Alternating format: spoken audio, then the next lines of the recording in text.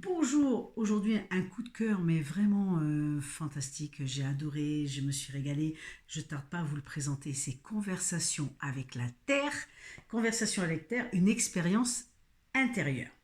L'auteur c'est Karsten Massey, j'espère que je prononce bien, Karsten Massey, aux éditions L'Émeraude. Alors merci, ce livre émane et je vous le présente grâce à une rencontre qui s'est faite au mois d'avril, une rencontre extraordinaire de la maison d'édition qui m'a proposé ce livre. Je ne connaissais pas du tout l'auteur, mais quand j'ai lu, j'ai dévoré cet ouvrage.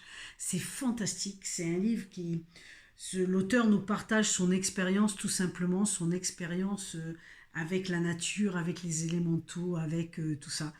C'est un partage sincère, ce livre. C'est un partage qui nous amène à comprendre le lien entre la terre, les élémentaux, notre âme, nous-mêmes qui faisons partie, les animaux, etc. Et vraiment, l'auteur nous offre son regard particulier, son regard qui nous invite à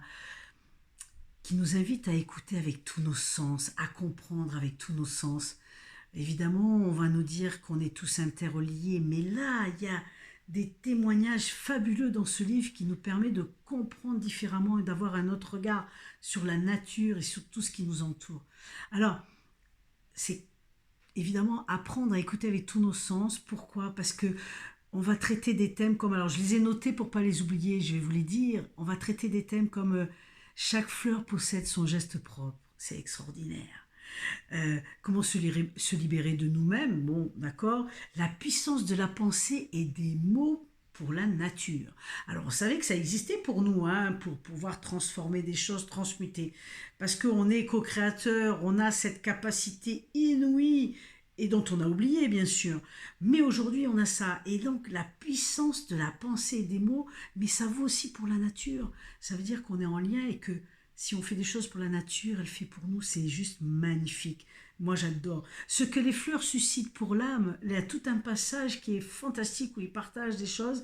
La nature profonde des animaux, donc évidemment, des animaux, donc avec la lecture, ça nous donne l'élan, la puissance de l'offrande pour la nature. Et tous ces thèmes qui sont traités là, parce que l'offrande pour la nature aide aussi à guérir la mère terre, et Dieu sait si elle en a besoin en ce moment, les amis. Dieu sait si elle en a besoin.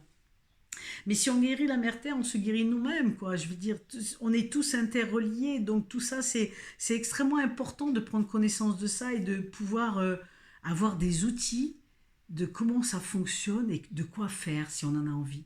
Alors que vous ayez un petit bout de jardin ou que vous soyez dans la forêt, peu importe, faites en fonction de l'élan de votre cœur et c'est ça qui est important.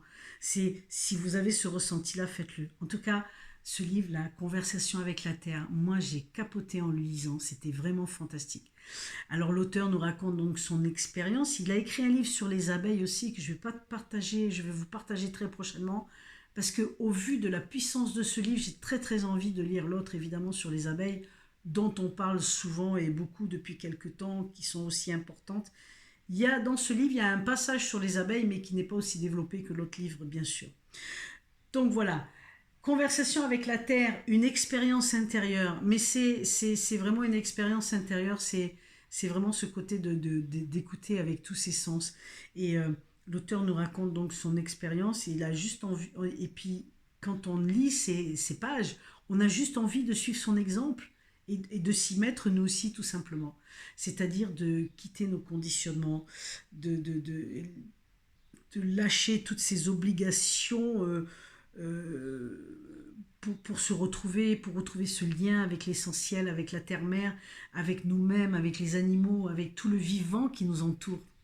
Ça, c'est fabuleux, c'est fabuleux. Et en fait, ce lien nous invite à faire notre part de colibri pour la guérison de nous-mêmes et de la mère terre. Et ça, c'est super important aujourd'hui, je trouve, quoi. Voilà. Donc, en fait, il nous dit aussi dans ses livres, dans ses lignes, il nous révèle que tout nous parle toujours, tout est vibration et tout nous parle, mais est-ce qu'on a cette capacité d'écouter? Est-ce qu'on a cette capacité de se mettre en pause pour entendre ce qu'on nous dit, pour écouter notre intuition, pour justement agir? Est-ce qu'on l'a? Est-ce qu'on le veut vraiment? Donc en fait, c'est qu'est-ce qu'on choisit aujourd'hui, quoi. Qu'est-ce qu'on choisit aujourd'hui de faire. Mais si vous êtes curieux, n'hésitez pas, vous aurez beaucoup d'outils avec ce... Moi, j'ai adoré, vraiment. Et c'est une réserve infinie de richesse, ce livre, et toutes ces pages. Et voilà, il y a beaucoup de thèmes qui sont abordés avec la nature. Écoutez, j'ai beaucoup lu de livres sur la nature, notamment ceux d'Anne Givaudan qui sont aussi avec les gnomes, etc. Mais là, on a une approche complètement différente. Et j'aime beaucoup cette approche-là qui est différente et qui fait un très bon complément avec ce que j'ai lu jusqu'à aujourd'hui. Donc je vous invite, mes amis, si vous avez l'élan du cœur uniquement, n'hésitez pas, foncez parce que vous allez découvrir des merveilles. Et je vous dis à tout bientôt, bye bye.